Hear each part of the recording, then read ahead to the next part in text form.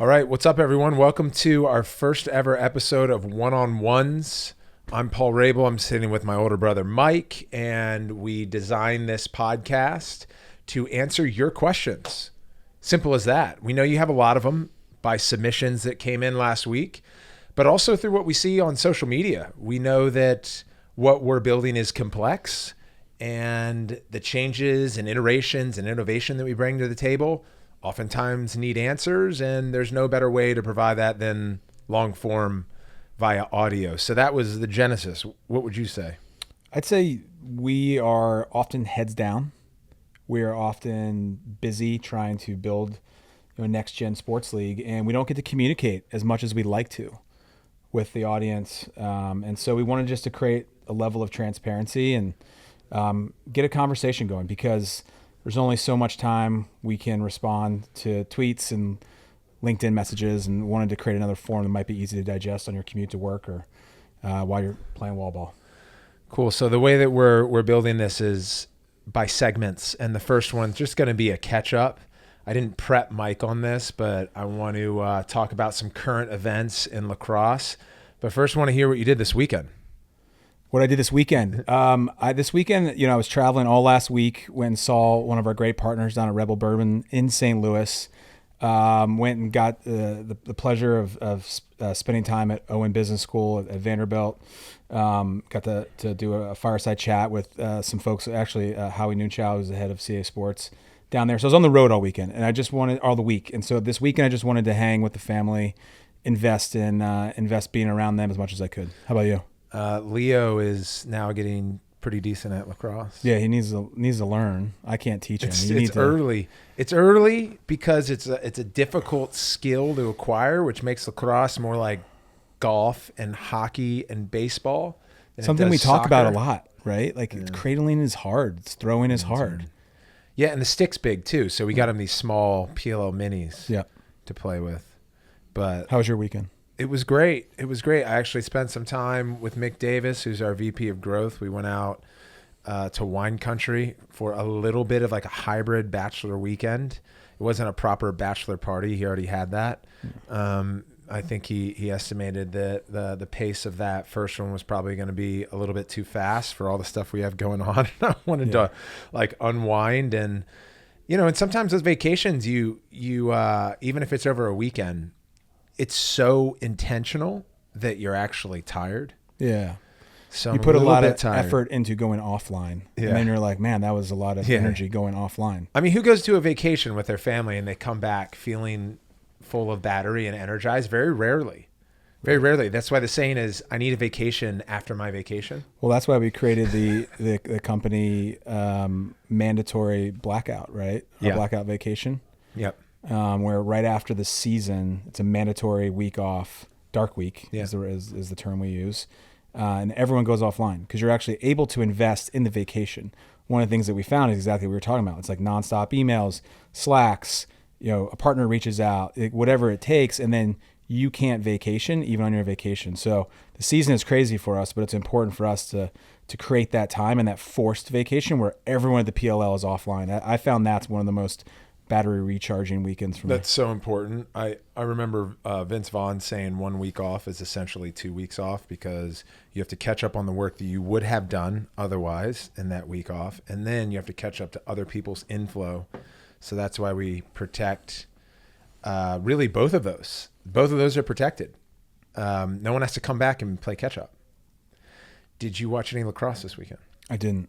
I just followed everything on social. So you didn't see that our boy Matt Collison at Johns Hopkins hit back-to-back overtime goals last weekend? Well, I saw you tweet it. Last night. That was pretty nasty.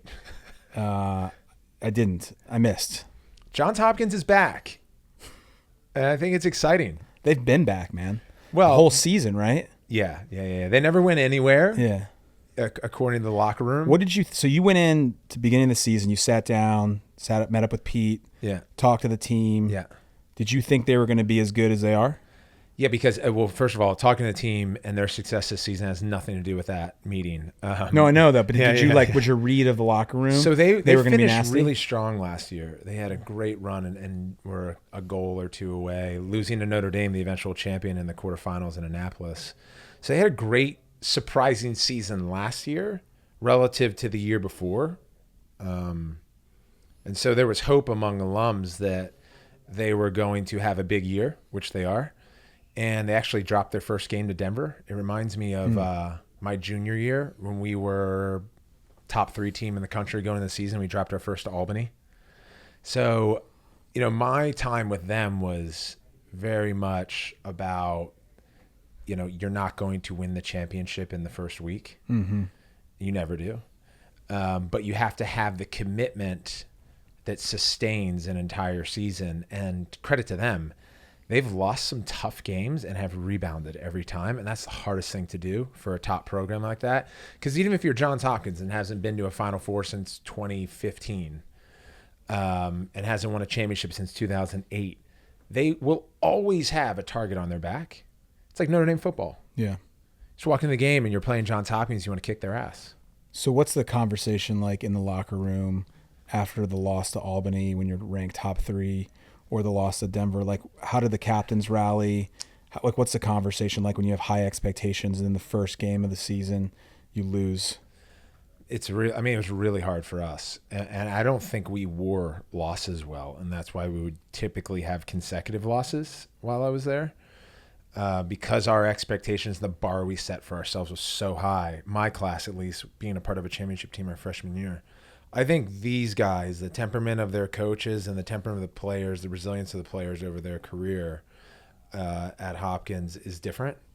It seems to me like they're very supportive, and that's ultimately what you have to fall back on is like no one's happy when you lose at that level. So what's the value of pouring salt on the wound on Monday, Tuesday, Wednesday, Thursday versus getting more strategic? Watch the shit out of film. Find motivation in the next week. You have to transition fast and then support each other because people are down. I mean, you know this from playing at Dartmouth. When you lose, you're kind of like, fuck. We were down all the time. Down all the time. So it's the hardest thing to do into is the change. culture. Yeah. You have a winning culture. You have a losing culture. Trying to find your culture. It's really hard. And life's about momentum. Can you continue to win and can you stop losing? Mm-hmm. That's like the winningest cultures are able to keep the momentum and the fire going and the pressure that another team feels when they step on the floor with them. How much do you think, like if you were to say like there's a recipe between the captains, the coaches, and the rest of the team, if you were to say like, is it 33%, 33%, 33% of being like what makes a great like turnaround locker room and building a winning culture?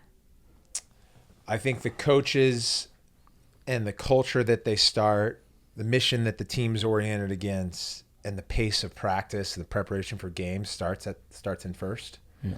And then the captains and the leaders on the team's job is to impart that style onto the rest of the team.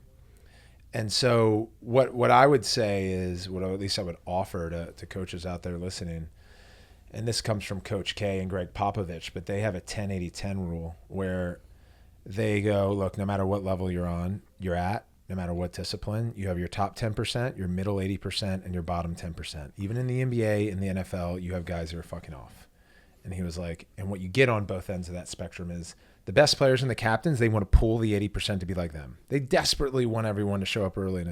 And the bottom 10%, out of that weird sort of conniving guilt that you have, you feel better with numbers going out on Thursday night before a Saturday game and things like that. So he was like, it would behoove coaches who by and large spend either most of their time focused on the top 10% because it's easier or penalizing the team on the mistakes of the bottom percent. But he was like, it's more important that you focus on the 80 and try to shift them like the top 10. That's what winning coaches do. You're like winning over the bulk of the team. Yeah. I love that. Anyway, one more line on lacrosse, or maybe a couple more that I wanted to bring up. So Brett, who's recording this, was in Austin, Texas. UT, I want to give a shout out to former PLL player and former teammate of mine, Kyle Hartzell, who's the head coach there of that MCLA program. And now assistant coach of the Cannons.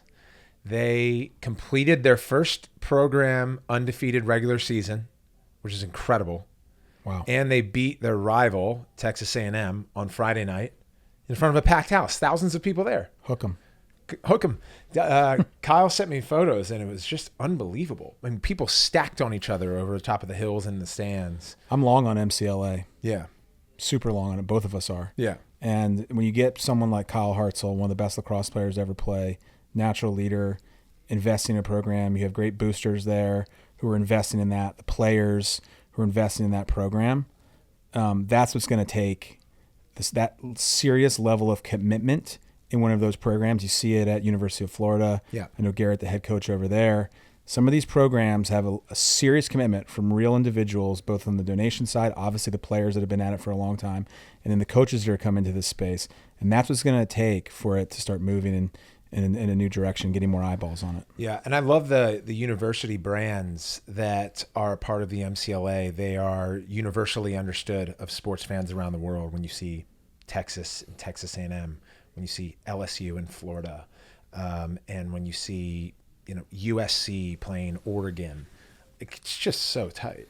And I think it's one of the reasons why Notre Dame was so dramatically impactful on college lacrosse last year, winning a national championship.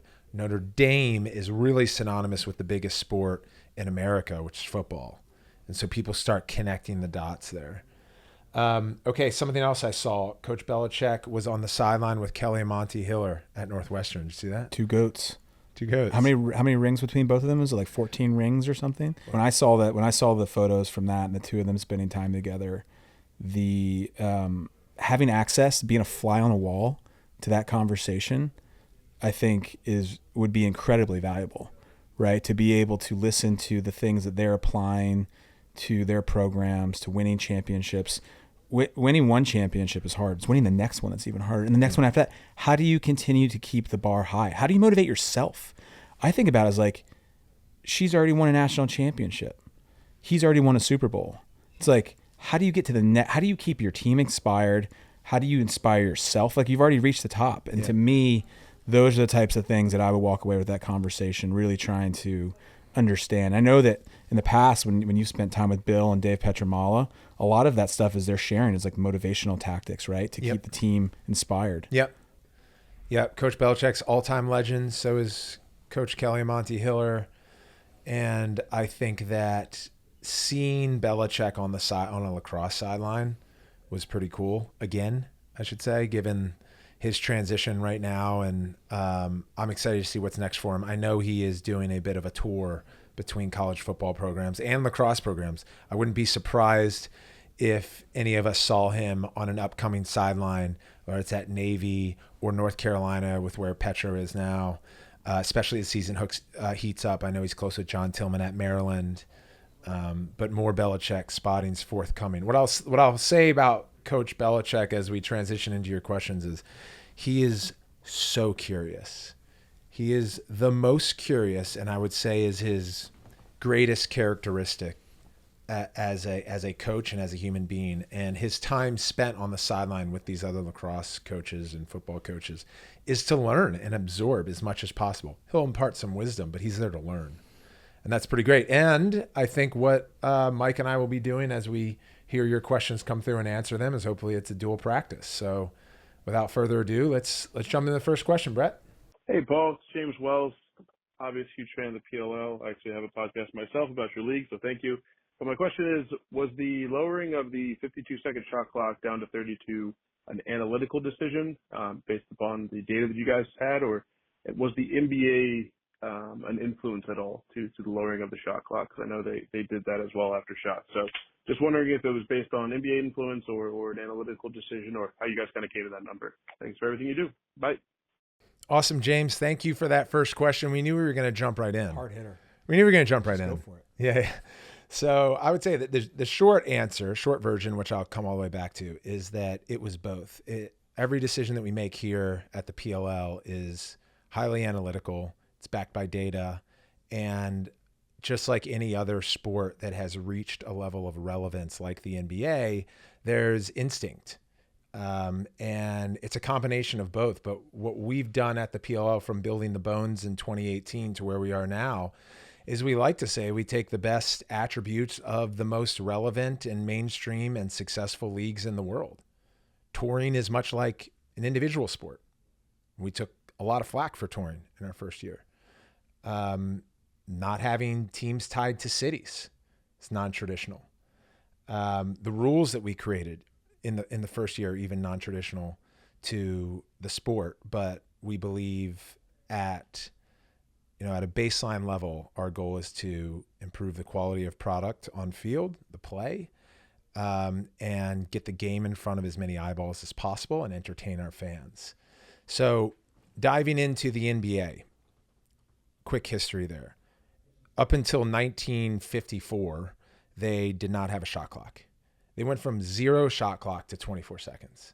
And you're right, the analytics that they did put behind it, they took a statistician and a few of the owners and they got together and said, okay, what's some of our best games? And some of the best games had roughly 120 shots. And so they said, okay, that means good pace, good movement. So then what they did is they took their 48-minute game and divided it by those 120 shots. That got them to a 24-second shot clock. Not that scientific, but they did believe that if we can encourage 120 shots between two teams in a 48-minute game, then we can do that via a shot clock. And so that's good like history to learn. The other part of that is for the next 5 years, team coaches, GMs, and players were livid. They wanted the rule changed. They thought, how could they even get into an offensive set? They can hardly get the ball across the center in time. And the goal was similar to what we actually see in modern day NCAA, which was in the NBA's case, let's let this run for 5 years and pull as much information as we can and decide if it's right or if it needs to be adjusted. The NCAA has a 2-year min on any new rule. Because the thing about sport and the essence of sport is that you're looking at the best players in the world at what they do, matched with the best coaches in the world at what they do, and they figure it out. And they do a phenomenal job. So here's the part around the PLL. In 2019, we shortened the field by 10 yards. We took 10 yards out of the middle field. That's important related to shot clock. Our shot clock went from what MLL was 60 seconds to 52. We took the 2-point arc from 16 to 15 yards. And that all faced a lot of headwind from coaches to players. Cut to 2022, a lot of our players and our coaches are sort of the faces and advocates of the current version of the PLL in way of gameplay. And they've adjusted and it's created a phenomenal game. And like the owners of the NBA did with the statisticians, in 2013, college coaches all met around the pace of college lacrosse. They decided it was too slow. It was based on who was winning the face-offs and who could hold on to the ball. You get into a little of that, what they had in basketball, which is 4 corners, where if you had the ball, you just hold on to it. The other team doesn't get it. They can't score and they can't win. So they actually looked at substitution methodology. So they eliminated the horn on the sideline. We can still sub on the fly. Since 2013, as many of you guys know, the face-off itself has been tinkered with almost annually. So when we were all meeting 2 years ago around the development of pace of play related to our 32-second shot clock after a face-off win, the number one rule we set amongst ourselves was don't mess with the face-off specifically. We had looked at no clamps. We had looked at all these other things that actually face-off players suggested. Like, we don't want to fuck with what you do. That was really important to get right. All right, now, here's the deal with why this 32. So I love the face-off. I think it's an exciting and unique element to lacrosse, and it will always be here in the 10-on-10 game for as long as Mike and I are around. I feel the same way about long poles. It's unique. However, lacrosse is the only sport in North America that is played with the possibility of unequal possessions. Possessions is the fundamental rule-making process for any sport. We even get it in the backyard. We rebuttal, we win by 2. Someone gets the ball, the next team gets the ball. Someone gets the ball, the next team the ball. Every mainstream sport, except lacrosse, possession is decided by an individual. So I say that because when people barter online about Tom Schreiber scoring 6 goals or Blaze Reardon saving 25 balls or no one beating Jack Rowlett, They say, well, why don't you give Jack Rowlett a short stick and Blaze Reardon a field stick and Tom Schreiber a long pole? Make it more difficult on them. Those guys are not determining possession. The other side of it, face-off players. They can play offense and they can play defense. Trevor Baptiste had 2 hat tricks last year. We want to encourage that style of play. So actually, the idea with the 32 was to tax what the face-off group had been morphed into over the last 20 years, where you have exceptional draw guys stepping up like Greg Grenlian, like Trevor Baptiste, that can win 85% of possessions. Then you have specialized wing play, where you have ground ball specialists and long poles. So what you have is this amazing aspect of the game that has taken on its own shape, where you have wholesale substitutions after a draw, and it slows the game down, and it fractures the continuity of offense to defense transition, fastest sport on 2 feet. So what we did is we actually put a tax on substitutions. So if you win a draw and you have your O guys on the field, or you have your two-way guys on the field, you have plenty of time to get to the hoop. So I think that we wanted to create an environment that coaches and players were adjusting to create more continuity of the game versus having to mess with the face-off rules again. So that's a big piece for number 2. Number 3 is, if I look at the data from year 1, offensive efficiency is what our stats team pulls, which is when you have your offense on the field with the ball, how often are you converting to goals? And the 52-second shot clock, our scoring efficiency is in the range, depending on the team, of 25 to 35%. On a 32, it's 20 to 28%. So there's a really small delta, which indicates success of this adjustment to the rule, and frankly puts coaches in positions that are pretty similar. Would you rather defend against a 20 to 28% goal efficiency team first, or would you rather take 20 to 28% likelihood of scoring first? That's a decision that a lot of coaches have made. And we saw last year that if a team doesn't have a great face-off player, they were putting on a defensive unit to try to win the ball back first. It reminded me a little bit, the Boston Cannons remind me a little bit of the Baltimore Ravens in 2000, where their defense at times would outscore their offense. They just had a really good defense and great transition, and credit to them. And I think that's exciting. I think that's good strategy.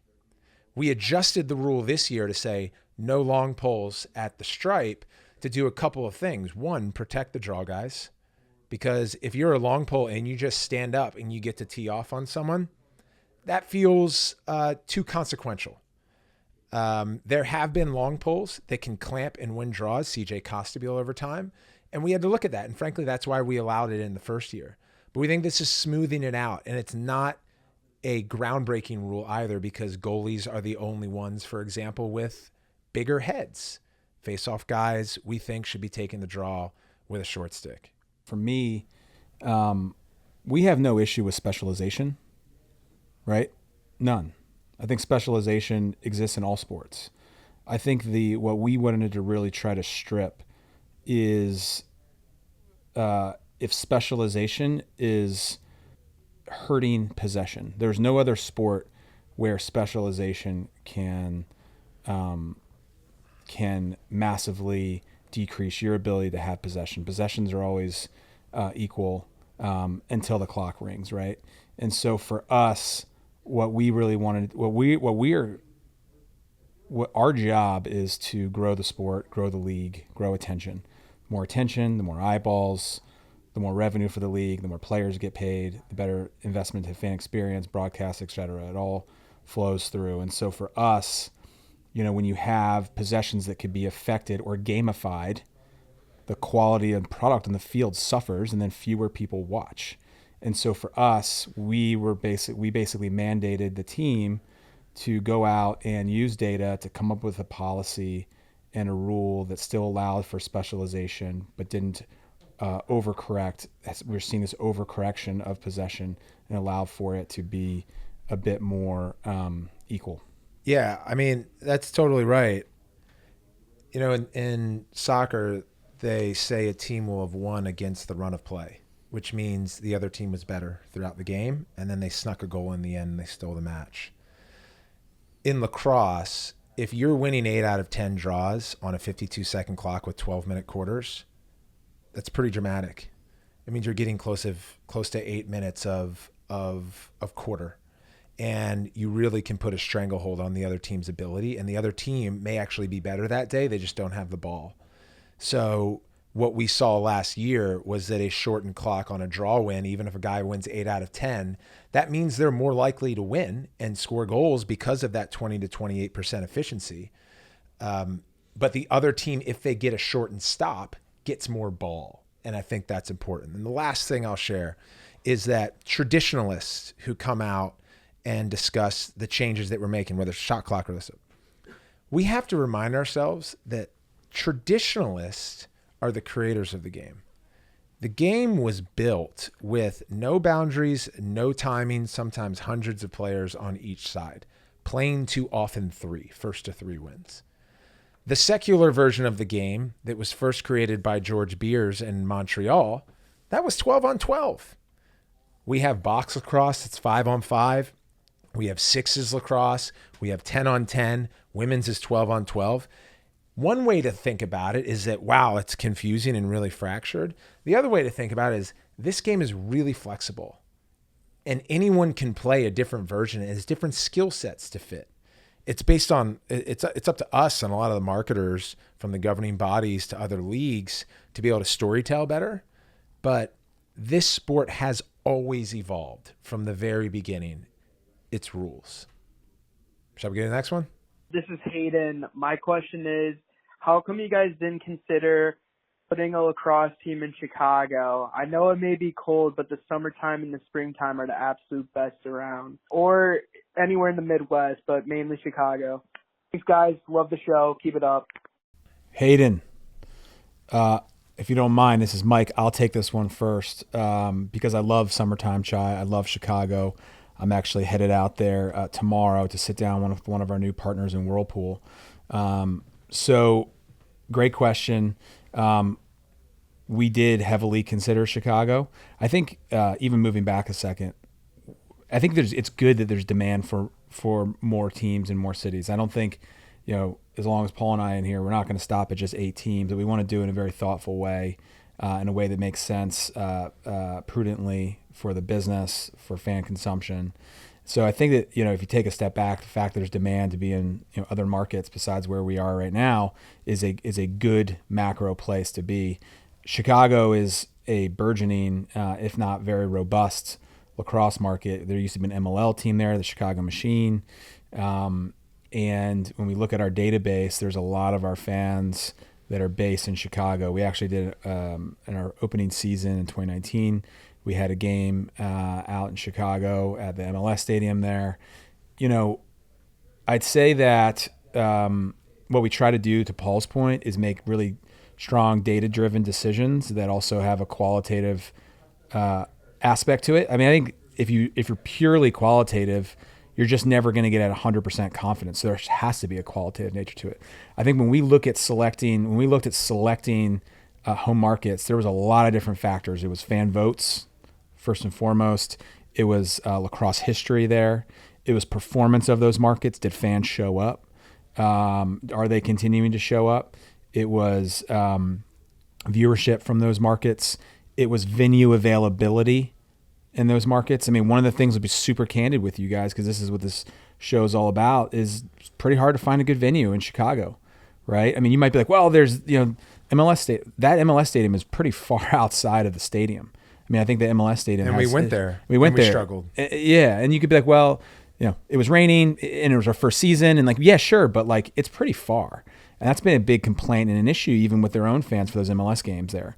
And then you look at other venue availability. We've had our partners even at Gatorade try to make inroads with some of the places they're at, and full transparency. Northwestern, and we have struggled to find good, reliable venues. And so we love Chicago. I know it pops in the spring and the summer. I think it's a perfect place for us eventually. We love the Midwest. It's a place we plan to be eventually. But there was just a lot of different factors that went into that, and the stadium piece really plays a big part of it. But you never know, right? Like over time, you get more interest there.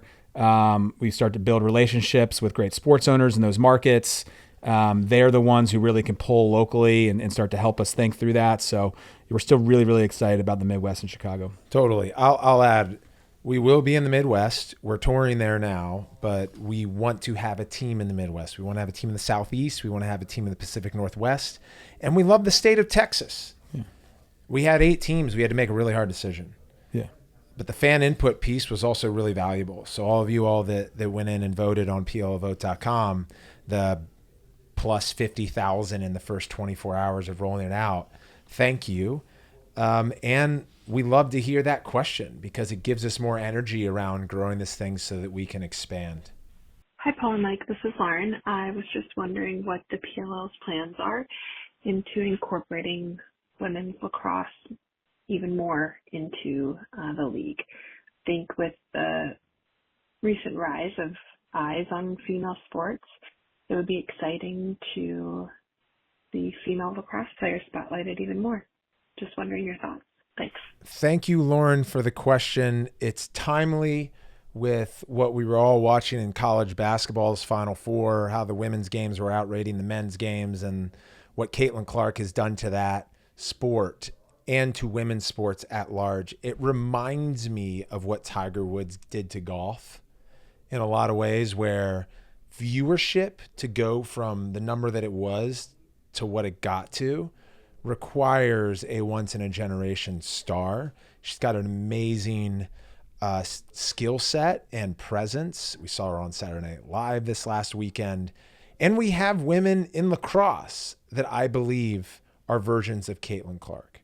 We have Charlotte North. We used to have Taylor Cummings, Dana Doby, Izzy Skane. So this is a part of the game that we have always paid a lot of attention to. And in year one, we partnered with the WPLL when they were around. Following that, we also began working with Athletes Unlimited. We've always had girls lacrosse training through now PLL Play, and that's ramped up even more over the last few years. And we launched Unleashed, which is our women's media platform that really is aimed at mirroring TLN's success. Beginning in 2019, we did our first international tour to Japan. We brought a women's team.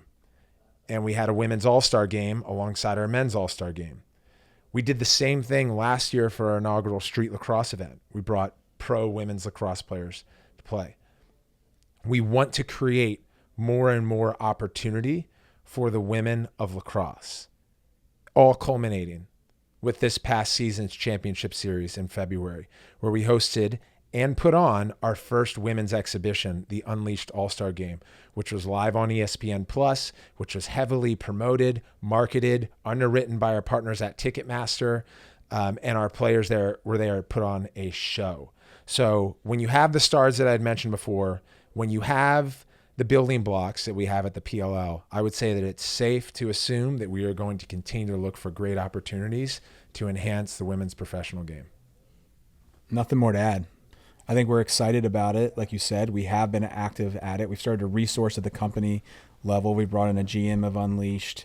We have brought on a new social media coordinator of Unleashed. We continue to staff up that media platform. And, we have weekly conversations with a lot of the best female players in the world about how do we continue to do this. I mean, look, for us, we always look for great opportunities. We always look for partnership first, right?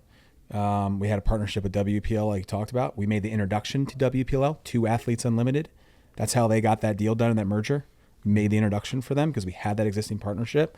We just at the time really focused on trying to get the PLL up and running in 2020 with everything that was going on. And so for us, we always want to be doing things in partnership with folks, but this is something that we're continuing to put resources in at the company level and want to continue to invest on the on-field product, and sort of we'll see what we continue to unveil here.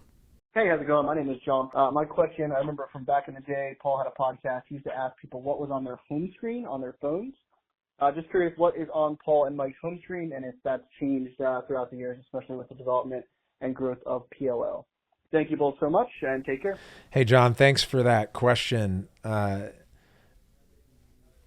It brought me back to when I launched Suiting Up, and actually a lot of the genesis of this is Mike and I have gone back and forth on audio and that show previously, which Mike was one of my guests at the time. I had forgotten personally that I would thread that question in the early seasons of Suiting Up. Find it intellectually engaging and also just clever the way that people creatively sort apps. So I'll let Mike take the first one because I honestly don't know the apps that would be on his home screen. So is it home screen or is it wallpaper? It's home screen. Oh man, I really wanted to hit wallpaper. What's your wallpaper? Easy. Wallpaper is just easier and more nostalgic, but I'll do maybe both. Yeah. My home screen is a disaster. It's like every app, but my home screen is our PLL app, ESPN Plus, Slack, Wall Street Journal, email, text, and then social. All of our like social media accounts all into one bundle into social. Yeah. But I separate probably the most important ones out first, so I can just reach those the fastest. And then on the personal front, on the wallpaper, maybe we should ask that question if we ever have guests. What's on your wallpaper? super deep. And it's like the most important thing. It's super personal. People might not want to share it. But my wallpaper, it used to be like, I think when we first started the PLL, it was like a PLL logo or like a picture of like, Homewood or Albany, and we sold those venues out. And I was just like, and then like, life changes and you put so much, we put so much into what we do here. Everyone does, like every single person in this company, and it puts so much into what we're doing. But then you also have to remind yourself of what your personal North Star is. And my personal North Star is my family. Once you have a family, if you're lucky enough to have one, build your own, that just like how we're wired as human beings, it innately becomes the most important thing. So that's mine. It's my son and my wife on mine. Christmas, we love the holidays, but it's all of us doing a selfie. Yeah. Is that too much for you to do the wallpaper right now? No, I like all that. Right. Okay. My wallpaper is my girlfriend. You were unprepared for that. For meeting her, I was unprepared. And for the question, I was as well. For the same reasons that you shared. Yeah. ESPN Plus is also on my home screen. And I want to give a shout out to Dan Margulis and Burke Magnus for different reasons, but same vein. Dan Margulis, we were on a group text with on Friday, and he sent us a photo of his PLL pajamas that he was in, which I thought was cool. How does that tie into this? Well, Burke Magnus, his partner and president of content over at ESPN, keeps a Redwood sticker on the back of his phone. So appreciate both those guys and everyone over at ESPN keeping us close. Calendar, maps. I have a music and podcast folder like you do social that has like Spotify, Audible, Apple Pods, Amazon Music. Then I have a social folder as well. I want to have some friction so I'm not just habitually clicking on Instagram and Twitter. I used to be that, and it always makes me feel hungover. And then it's really utilitarian. Uber, Equinox, Open Meditation, Fly Delta, PLL app, my Nest, Slack, and a notepad. So basically your entire life is automated into your home screen. It's my home screen. Yeah. I can't tell you, man. I actually scrolled to my right. What I should have done is manipulate this and throw Top Shelf on my home screen. It used to be. Yeah. We haven't updated in a while, but that was a killer app that had people are still playing close to 100,000 people playing. Yeah. And something we want to look at in the future as a company, and maybe we'll answer that question if it comes in future weeks. So with that, first episode down, I want to close with one thing. I'll pass to you to close it, is Street Lacrosse was announced this week. I mentioned Street Lacrosse tying to the women's lacrosse question. Just give everyone a scoop on what they can expect and why you love it. I love Street Lacrosse because to me it's lowering the barrier to entry of the sport, highlighting the nonprofits that we work for.